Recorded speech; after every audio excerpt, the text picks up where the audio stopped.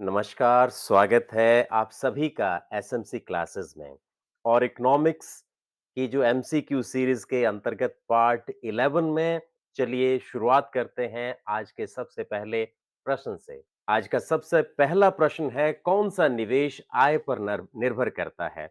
Which investment depends on the level of income? इसका सही जवाब है इंड्यूस्ड इन्वेस्टमेंट या प्रेरित निवेश।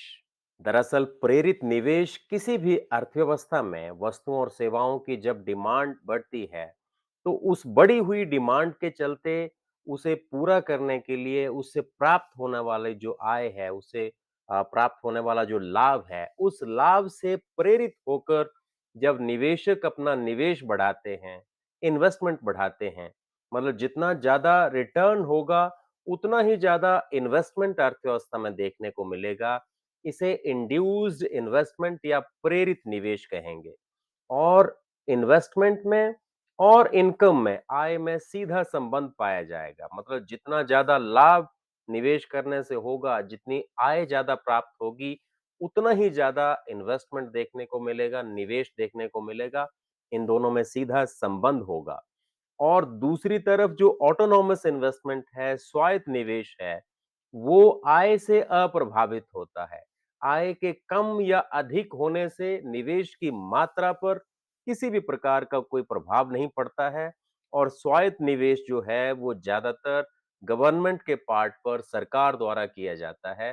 सरकार ज्यादातर ऑटोनॉमस इन्वेस्टमेंट जो है वो सरकार करती है, जबकि प्रेरित निवेश जो है वो आय की दर पर निर्भर करता है, लाभ की मात्रा पर निर्भर करता है। दूसरे प्रश्न की बात करेंगे गुणक और मल्टीप्लायर और जो मार्जिनल प्रोपेंसिटी टू कंज्यूम है, सीमांत उपभोग प्रवृत्ति, इन दोनों में कैसा संबंध पाया जाता है? इन दोनों में धनात्मक, पॉजिटिव या सीधा संबंध पाया जाता है। जितनी ज्यादा किसी अर्थव्यवस्था में मार्जिनल प्रोपेंसिटी टू कंज्यूम की वैल्यू होगी, सीमांत उपभोग प्रवृत्ति का मूल्य जितना ज्यादा होगा, उतना ही ज्यादा मल्टीप्लायर या गुणक का मूल्य देखने को मिलेगा। दोनों में बिल्कुल सीधा संबंध पाया जाता है।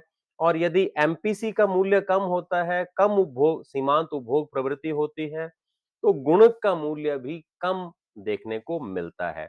और गुणक जो है वो प्रारंभिक निवेश में जो परिवर्तन होता है, चेंज होता है, और उसके फलस्वरूप आय में जो परिवर्तन आता है, उन दोनों के अनुपात को, मतलब आय में अनुपात और जो इन्वेस्टमेंट में जो परिवर्तन है, उन दोनों के अनुपात को दर्शाता है।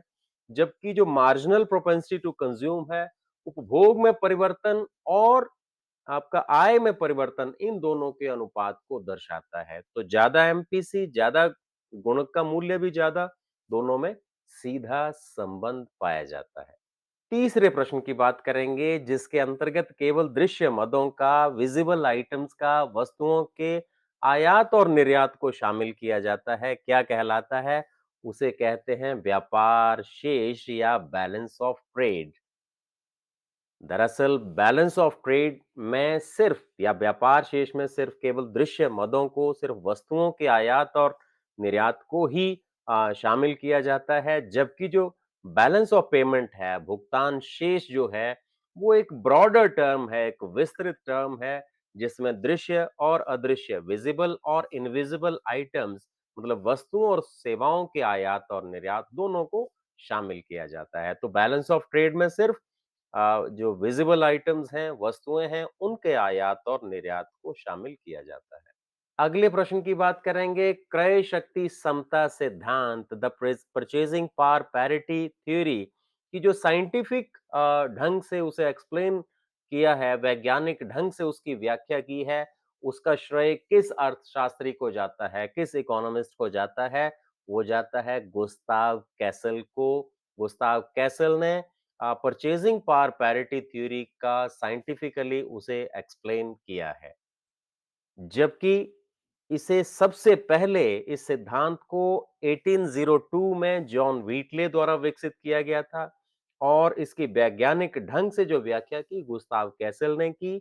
और यह सिद्धांत कहता है कि जो क्रय शक्ति समता है, परचेजिंग पावर पैरिटी के आधार पर ही दो देशों में या विभिन्न देशों में जो उनकी एक्सचेंज रेट है, विनिमय दर है, वहाँ उनकी मुद्रा का जो मूल्य है, उनमें जो एक्सचेंज रेट है, उसका निर्धारण उनकी क्रय शक्ति के समता के आधार पर किया जाता है।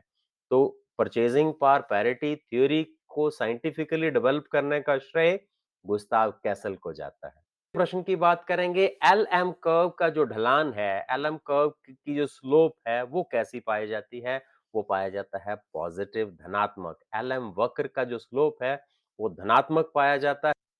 दरअसल ये केन्जियन अप्रोच पर आधारित है। जेएम केन्ज द्वारा इसे विकसित किया गया है और ये मांग जो की मांग है और मुद्रा की पूर्ति, उन दोनों के संतुलन के आधार पर इसे मुद्रा बाजार संतुलन भी कहा जाता है। उस आधार पर ब्याज की दर के निर्धारण की ये बात करता है। Money market equilibrium Keynesian approach, जबकि जो आईएस कर्व है, आईएस वक्र जो है, उसका ढलान ऋणात्मक पाया जाता है और वो क्लासिकल जो इकोनॉमिस्ट हैं, परंपरावादी अर्थशास्त्री हैं, उनके द्वारा जो वस्तु बाजार संतुलन के आधार पर जो व्याख्या करते हैं ब्याज की दर के निर्धारण की, उस पर आधारित है। तो एलएम वक्र का जो स्लोप है, वो पॉजिटिव स्लोप है, धनात्मक स्लोप है। आई होप कि आपको ये कलेक्शन और ये प्रेजेंटेशन पसंद आया होगा। इस तरह के तमाम जो इकोनॉमिक्स से जुड़े हुए जो कंसेप्ट हैं, उनको जानने के लिए एसएमसी जो क्लासेस हैं, उनको आप जॉइन कर सकते हैं इकोनॉमिक्स की। Thanks for watching. Thank you very much. नमस्कार।